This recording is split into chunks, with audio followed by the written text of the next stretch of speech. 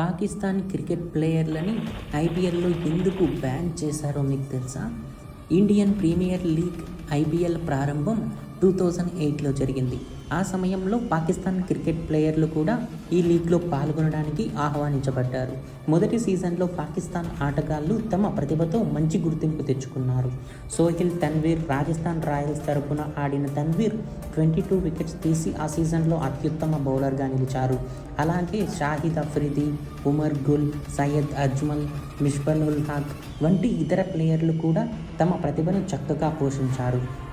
కానీ 2008 నవంబర్ ముంబైలో జరిగిన ఉగ్రవాదుల దాడి తర్వాత భారత్, పాకిస్తాన్ల మధ్య రాజకీయ సంబంధాలు తీవ్రంగా క్షీణించాయి. ఈ దాడుల కోసం పాకిస్తాన్కి చెందిన ఉగ్రవాదులు బాధితులుగా పేర్కొనబడ్డారు. ఈ ఘటన తర్వాత భారత ప్రభుత్వం పాకిస్తాన్ ఆటగాళ్లకు వీసాల జారీపై కఠిన నియంత్రణలు తీసుకువచ్చింది.